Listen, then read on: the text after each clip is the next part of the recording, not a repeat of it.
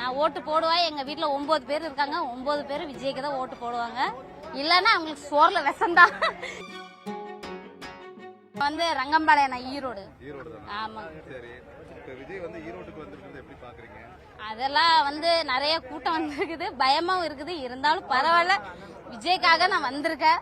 கூட்டத்துல எப்படியும் பத்திரமா வீட்டுக்கு போனா சரி. நான் வந்து 2 டைம் போட்டேங்கண்ணா. முதல்ல ரெட்டலைக்கு போட்டேன், அப்புறம் சீமானுக்கு போட்டிருக்கேன்.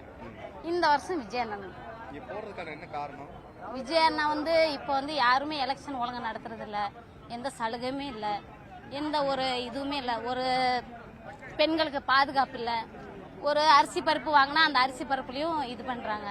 ஒரு பஸ் ஏத்துறது இல்ல, எல்லாம் ஃப்ரீங்கிறாங்க. ஒண்ணுமே இல்ல சரிங்களா. ஒரு ரோடு நல்ல வசதி ரோடு இல்ல, தண்ணி இல்ல, ஒரு பாத்ரூம் நல்லா இல்ல. எல்லாமே ஒரு அவங்களுக்கு மட்டும் யூஸ் பண்ணிக்கிறாங்க. நம்ம மக்கள் வந்து ஓட்டு போட்டவங்க எல்லாம் அவ்வளவுதான், ஒண்ணுமே கேட்டாலும் தரமாட்டிக்கிறாங்க. விஜய் அண்ணா வந்தாருன்னா கண்டிப்பா பெண்களுக்கு நல்ல பாதுகாப்பு இருக்கும், மக்களுக்கு வந்து நல்ல சலுகை செய்வாரு. கண்டிப்பா எங்களுக்கு நம்பிக்கை இருக்கு, எனக்கு நம்பிக்கை இருக்கு. எங்க அண்ணன் வந்தா எல்லாமே செய்வாரு அப்படின்னு. ஆமா.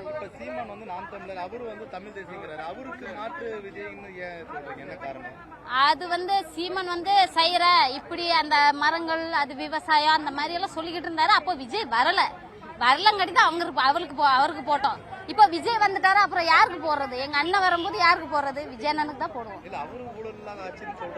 அப்படியெல்லாம் இல்லைங்க, எல்லார்கிட்டயும் இருக்குது. அதெல்லாம் வெளியே வந்து தெரியணும், எல்லார்கிட்டயும் இருக்குது. யாரு மக்களுக்கு எதுவுமே சரியா செய்யறது இல்லைங்கண்ணா. 100% செய்யறது இல்ல. எல்லாமே அதுதான், எல்லா வேலையும் பண்றாங்க, எல்லாம் இது பண்றாங்க.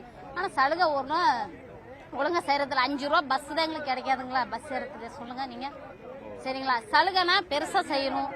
ஒரு நன்மைனா ஒரு வீடு கட்டி தரணும், ஒரு பட்டா தரணும், ஒரு ரோடு போட்டு தரணும்.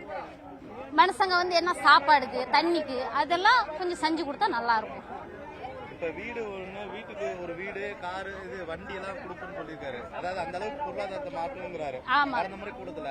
ஆமா. அது சாத்தியம்னு நினைக்கிறீங்களா? கண்டிப்பா 100% கண்டிப்பா கண்டிப்பா நம்பிக்கை இருக்கு எனக்கு. நான் ஓட்டு போடுவேன். எங்க வீட்டுல 9 பேர் இருக்காங்க. 9 பேர் விஜய்க்கு தான் ஓட்டு போடுவாங்க.